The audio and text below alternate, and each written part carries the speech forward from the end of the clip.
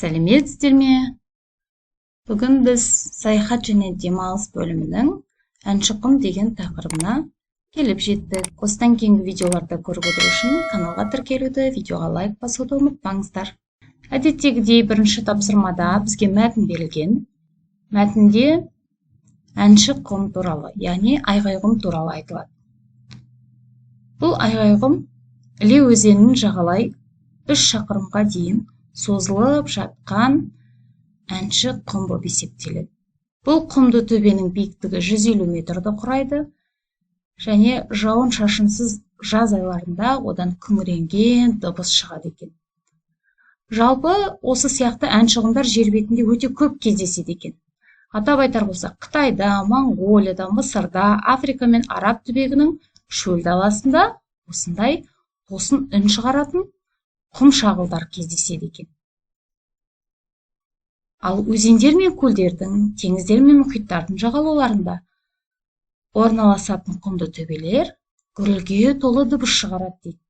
Сондықтан әнші құмдарды жағалаудағы және шөлді деп екі топқа бөледі екен. Айғайқұм жағалауда орналасқан әнші құмға жатады. Өйткені біз жаңа айттық, ол Іле өзенінің бойын жағалай орналасқан деп. Енді айғайқұмның неліктен осындай тосын үн шығаратынын ғалымдар зерттепті. Соған байланысты түрлі тәжірибе жасап көріпті. Бір ерекшелігі, осы құмнан шыққан гүріл 10 шақырымға дейін естілетін көрінеді. Ел арасында айғайқұмға байланысты әртүрлі аңыздар айтылады екен. Соның біреуінде адамдар осы дауысты жын шайтанның дауысы екен десе, екінші бірі осы өңірде өмір сүріп, ел мен жердің амандығы үшін мерт болған батырлардың рухы деп ойлайды екен. Айғайқұм туралы тағы бір таңқалдырарлық әңгіме бар.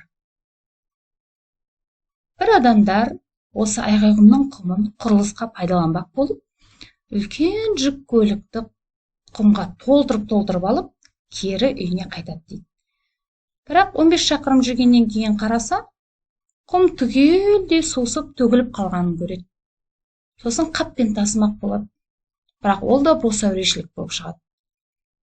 Уақыт өткен кезде бұл оқиға ұмытылып кетеді дейді. Сол айғайқұмның құмы сол жерден басқа жаққа орын ауыстырмайтын жергілікті халықтан басқа ешкім білмейді дейді. Мұндай ерекшелікті туып өскен жеріне құмның адалдығы деп білген жөн дейді. Енді табиғатының көркемдігімен, осындай орналасу ретімен, тосын дыбыс шығарып, сыршыл әуенге салуымен ерекшеленетін айғайқұмға жылына мыңдаған демалушы келіп, құмды төбенің дауысын жақыннан естіп кетеді екен. Осыған байланысты тапсырмалар бар. Бірінші тапсырмада мәтін мазмұны бойынша сұрақтарға жауап беріңдер дейді. Мұнда айғайқұмға тән қандай ерекшеліктерді білесіңдер? Айғайқұм тосын үн шығарады, одан шыққан гүріл 10 шақырымға дейін естіледі. Мына жерде қате кетіп қапты. Әнші құмдардың қандай түрлері бар? Шөл далаларда және жағалауда орналасқан әнші құмдар әртүрлі болады деп қойдым. Немесе жағалаудағы және шөлді деп екі топқа бөледі деп айтқан едік жаңа ғана. Айғайқұм туралы ел арасында қандай аңыздар бар? Біз 3 түрлі аңызды айтып кеттік. Біріншісі, одан шығатын дауысты жын шайтанның дауысы дейді. Екіншісі, сол жерде өмір сүріп, ел үшін мерт болған батырлардың рухы дейді. Енді бір аңызда біреулер сол айғайқұмның құмын құрылысқа пайдаланбақшы болып алып кеткісі келеді, бірақ алып кете алмайды. Оны құмның адалдығы дейді. Автор құмның адалдығы деп нені айтып отыр? Құмның басқа жаққа көшпейтінін айтып отыр. Бірінші тапсырманың әсінде мәтіннен сан есімдерді теріп жазып талдау жасаңдар дейді. 3 есептік сан есім, дара сан есім оның ішінде. 150 есептік күрделі сан есім, себебі 100 және 50 деген екі сөзден құралып тұр. 10 есептік дара сан есім, себебі бір ғана сан есімнен тұр. 15 есептік күрделі сан есім. Енді бүгінгі тақырып, грамматикалық тақырып, есептік, реттік, жинақтық сан есімдер туралы болмақ. Жалпы сан есімдер мағыналық жағынан бірнеше топқа бөлінеді деп айтқан едік. Бүгін соның біз есептік, реттік және жинақтық сан есімдер туралы айтатын боламыз. Есептік сан есімдер дегеніміз ол заттың нақты санын білдіреді. және қанша, неше деген сұраққа жауап береді. Яғни сан есімге ешқандай да жұрнақ жалғанбаған болса, онда ол есептік сан есім болады. Мысалы 1, 2, 3, 4, 5, 6, 7, 8, яғни атау септігінде тұрған, немесе басқа септікте тұрса да, ешқандай жұрнақ жалғанбаған болу керек. 1-ден бастап миллион, миллиардқа дейін кете береді. Келесі реттік сан есімдер ол санның, заттың ретін білдіреді. Нешінші деген сұраққа жауап береді. Ыншы, інші, ыншы, неше деген жұрнақтарды есептік сан есімдерге жалғасақ, реттік сан есімдерді аламыз. Мысалы, 5-ші сынып. Сыныптың нешінші екенін көрсетіп тұр. 2-ші қатар, 1-ші орын деген сияқты. Енді жинақтық сан есімдер, олар жетеуі 1-ден бастап 7-ге дейінгі есептік сан есімдерге ау, еу деген жұрнақтарды жалғау арқылы жасалады. 1, 2, 3, 4, 5, 6, 7 деген жинақтық сан есім ғана бар. Біз 8, 9, 10 деп айтпаймыз ғой. Яғни 1-ден бастап 7-ге дейін ғана жинақтық сан есімдер жасауға болады екен. Нешеу деген сұраққа жауап береді екен. Енді біз есте сақтайтын бір заңдылық бар. Реттік сан есімдерді қалай жазамыз? Қалай дұрыс жазамыз? Егер де реттік сан есім араб цифрымен берілсе, араб цифры деп жүргеніміз біздің математикада қолданатын таңбаларымыз. Оған ыншы, інші, ыншы, неше деген жұрнақтардың орнына дефис қоямыз. Мысалы, 5-ші сынып дегенде мына 5-тен кейін тұрған дефис, ол осы інші деген жұрнақты білдіреді. 2-ші қабат дегендегіде 2-ден кейінгі тұрған дефис, інші деген жұрнақты білдіреді. 2 деп, одан кейін дефис жалғап, одан кейін дефис жазып, одан кейін інші деп жазудан қажеті жоқ. Анау тұрған дефис өзі де сол інші деген жұрнақты білдіреді. Келесі, реттік сан есім егер рим цифрымен берілсе, жұрнақ жалғанбайды және дефис қойылмайды. Мысалы, 21-ші ғасыр. Егер де реттік сан есім осылай рим цифрымен беріп тұрса, біз оған ешқандай да жұрнақ жалғамаймыз, дефис қоймаймыз. 2-ші тарау. Бұл жерде де дәл солай. Тек қана рим цифрымен беру, оны реттік сан есім ретінде беруді білдіреді. Жыл аяттарының алдында келген сан есім араб цифрымен берілсе, одан кейін дефис қойылмайды. Мысалы, 2016 жыл 25 мамыр деген сияқты осы жылға, айға қатысты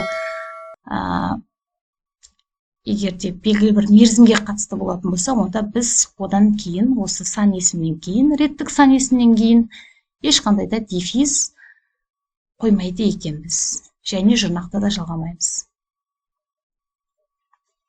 Түсінікті болса ары қарай кетейік. 2-ші тапсырмада сөйлемдерден сан есімдерді тауып, құрамы мен мағынасын анықтаңдар. 350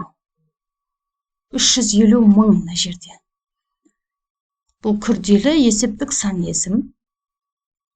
3-тен 1 бөлігін. 3-тен 1 күрделі бөлшектік сан есім. Өйткені 2 сан есімнен құрап тұр. 2 дара есептік сан есім. 4-ші сөйлемде 130 күрделі есептік сан есім. 100 дара есептік сан есім. Себебі бір ғана сөзден құралған. 3-ші тапсырмада көп нүктенің орнына қажетті сан есімдерді қойып, мақал-мәтелдерді көшіріп жазыңдар. 5 саусақ бірдей емес. 1-ші байлық денсаулық, 2-ші байлық ақжаулық, 3-ші байлық денсаулық. 4-еу түгел болса төбеде келеді, 6-ау ала болса ауыздағы кетеді. Жетелі мен іскерге 7 күннің бәрі сәтті деген мақал-мәтелдер бар екен. 4-ші тапсырмада 49-ші аудионы тыңдаңдар, мәтін мазмұны бойынша сөйлемдерді аяқтаңдар дейді. Бұл жерде Мысырдағы Хеопс пирамидасы туралы өте қызықты мәтін берілген. Мысырдағы Хеопс пирамидасының 2-ші атауы да бар, ол ұлы пирамида деп аталады екен. Бұл пирамида әлемдегі ең алып ғимарат, оның биіктігі 147 метрге дейін жетеді. Пирамиданың құрылысына тән таңғаларлық ерекшеліктер көп. Атап айтқанда, ең ірі тастармен өте дәлдікпен салынған. Оның соншама көп тастың қалай өңделіп, қалай қаланғаны жұмбақ дейді. жерде оның деген артық кетіп қалыпты. Пирамиданы салмас бұрын ең алдымен оның тұратын орны текстелген. Ары қарай 4-ші тапсырманың әсінде мәтінді қайта тыңдап, екі бағанды сәйкестендіріңдер дейді. Пирамиданың биіктігі 147 метр. Пирамиданың көлемі 5,15 гектар. Жұмысшы саны 1200 адам.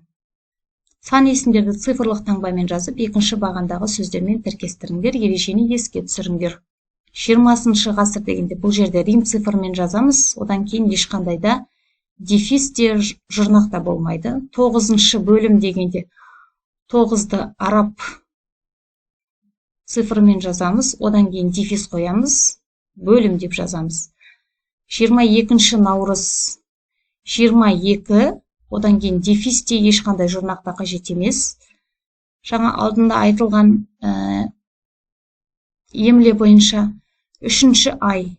Бұл жерде 3-ті рим цифрымен жазсақ, 3-ті араб цифрымен жазсақ, одан кейін дефис қоямыз. 19-ші бет, 19 дегенде араб цифрымен жазып, дефис қою керек. 6-шы тапсырма сан есімдердің мағынасына қарай топтаңдар. Сан есімдердің жазылуын ереже бойынша түсіндіріңдер. Егер мағынасына қарай топтайтын болсақ, 65 деген бір есептік сан есім бар. 1396, 1399 дегенде бұл жерде реттік сан есім. 16-шы дегенде реттік сан есім және бөлшектік сан есім 46,5. Енді емле бойынша түсіндірген кезде бұл реттік сан есімдерге ғана қатысты. 1396 мен 1399 дегенде егерде жылға байланысты келетін болса, одан кейін біз ешқандай да жұрнақ жалғамаймыз және дефис қоймаймыз деп айтқан болатынбыз. Және рим цифрымен келген кезде де одан кейін ешқандай да реттік сан есімнен соң дефис пен жұрнақтың қажеті жоқ. 7-ші тапсырмада оқиық қызық дейді. Қожа Ахмет Яссауи кесенесіндегі тайқазан туралы жазылған. Өте қызықты мәтін. Сан есімдерді тауып, көшіріңдер, оларға талдау жасаңдар дейді. 1399 күрделі есептік сан есім, 2 дара есептік сан есім, 3000 күрделі есептік сан есім, 22 күрделі есептік сан есім, 18 күрделі есептік сан есім, 27 күрделі есептік сан есім, 3 дара есептік, 1-ші, 2-ші, 3-ші дара реттік сан есімдер. Есептік сан есімдерді реттік және жинақтық сан есімдерге айналдырыңдар дейді. Реттік болу үшін біз оған ыншы, нінші деген жұрнақтарды, ал жинақтық сан есім болу үшін ау, еу деген жұрнақтарды жалғауымыз керек. 1399-шы жинақтық сан есім болмайды. 2-ші екеу, 3000-шы, 22-ші, 18-ші, 27-ші, 3-ші және 3-еу болады. Осымен сабақ аяқталды. Келесі видеоларды көру үшін видеоға лайк басуды, каналға тіркелуді ұмытпаңыздар. Сау болыңыздар.